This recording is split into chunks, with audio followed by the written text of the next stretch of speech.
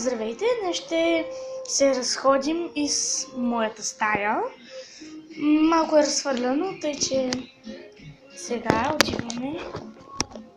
Отваряме вратата.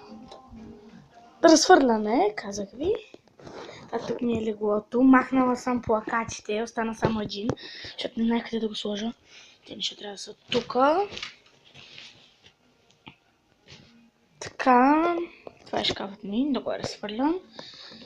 Ужасно. Това ми е леглото. Едното. Аз на него не спа сега в момента. Това ми е тук другото легло с покривка на Лондон. А тук е шкаф, така. Тук е масата ми. Това е пуф. Това е с Барбарон.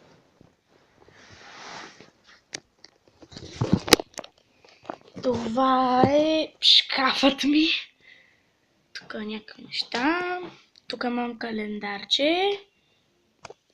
Огромен. Вътре е много разхвърлен. Това е кой харесва. Ще ми сменят това, защото тук са ми дрехите. Това са ми така. Имам малък телевизор, който ще го сменяме. Тук седеше компютърът, но сега сме с много малко лаптопче, което е не за игра, ами само за работа, само да го отворя.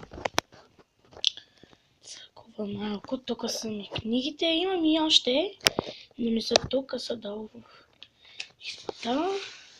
Това е лаптопът ми. Сега мисля, че няма батерия. Да, изключва се. Лаптопът ми, таблетът ми. И това е. Ако някой ми идва на гости, има къде да спи. Това е. Добре, ви започвам. Това са ми шкафовете за училище. Вътре е пълна лудница. Тук също. И тук имам къща от втори клас или трети беше. Това е. Това е единия покат. Много красен. Това е от моята стая. Довиждане. Ако ви е харесало, дайте палец нагоре. Довиждане, ако ви е харесало, дайте палец нагоре и коментирате долу в коментарите. Абонирайте се за моя канал, ако ви е харесало. И сигурно следващия клип ще показвам как ще си правя плакат на този, който харесвате или на някой друг.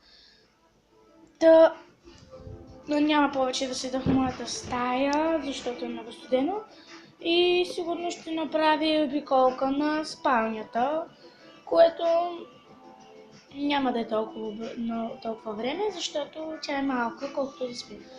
Това е. Ето е вратата. По нея бяха налепени някои неща. Това е. Ако ви харесва, дайте палец нагоре, се абонирайте за моя канал. Коментирайте и кажете, нали ви харесва моята стая и какво има във вашата стая. Имате ли телевизор, лаптоп, таблет и други неща.